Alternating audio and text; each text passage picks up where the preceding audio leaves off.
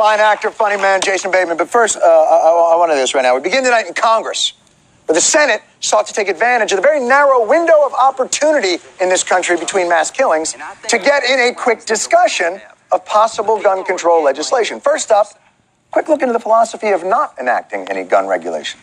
If you look at why our founding fathers put it there, they had lived under the tyranny of King George, and they wanted to make sure that these free people in this new country would never be subjugated again and have to live under tyranny.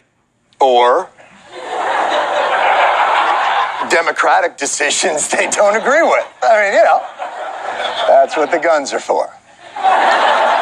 All right, so the idea is guns are a bulwark against tyrannical, fascistic, all-powerful dictatorship that, while not present now, might, against all American democratic traditions of checks and balances that have served us well for 240-some years. Why else do we need guns? What people all over the country fear today is being abandoned by their government. The fascistic... Wait, what? The fascistic... I'm lost. You could find yourself in this country in a lawless environment through a natural disaster or a riot. Marauding gangs going throughout the area, burning stores, looting and robbing and raping. You know, if you close your eyes, Lindsey Graham delivers a pretty good Tennessee Williams monologue, I think. You don't understand. There are marauders out there. They are stealing virtue. And me here on a staircase in only a negligee,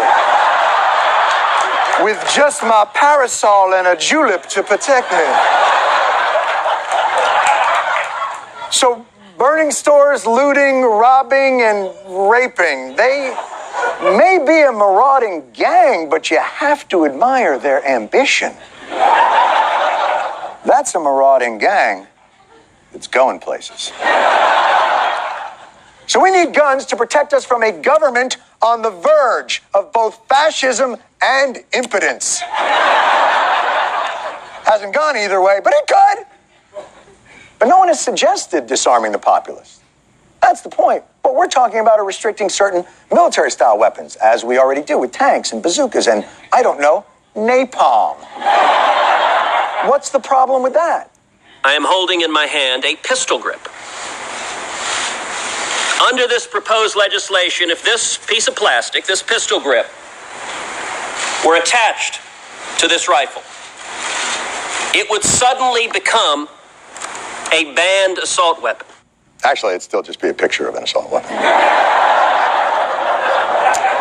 Which, even under Obama's tyrannical reign, would still be legal. Pictures would still be legal. Although, fair point, there are some arbitrary aspects and silly aspects to the legislation that perhaps a fresh-faced young legislator, clearly eager to make more effective gun control legislation, could help shape. Ted Cruz. Maybe don't make it about the grip, but fire rate, magazine sizes. We hear that no one needs to carry larger magazines than those that hunters use to shoot deers. But an attacking criminal, unlike a deer, shoots back. Oh, really? Unlike a deer, someone hasn't seen Bambo. Lyme is the disease. Bambo is the cure. He really looks an awfully lot like a kangaroo right there. Like a kangaroo imitating Cleopatra. This gun control discussion is off to a pretty standard and somewhat redundant start. Are there any new arguments that can help push the assault weapon discussion forward? Young women are speaking out as to why AR-15 weapons are their weapon of choice. Worst J-Date profile entry ever. Look, that's, what do you call it there, gun activist Gail Trotter. She's got a story to tell about why ladies need AR-15s. I would like to begin with the compelling story of Sarah McKinley. Home alone with her baby, she called 911 when two violent intruders began to break down her front door. Ms. McKinley fired her weapon, fatally wounding one of the violent attackers. The other fled.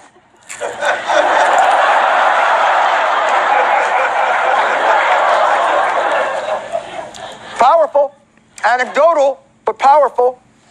Does ignore the fact that your According to most studies, far more likely to be killed or hurt by a gun in the house than to use it against an assailant, but still, powerful emotional case for the AR-15. Ms. Trotter, quick question. Sarah McKinley, in defending her home, used a Remington 870 Express 12-gauge shotgun that would not be banned under the statute, correct? Under the proposed statute. I don't remember what type of weapon she used.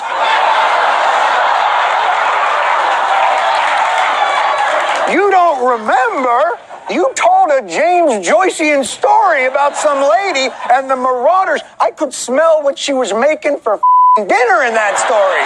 And you don't remember the gun, i.e. the only detail relevant to this hearing? It was a non-banned weapon, a shotgun.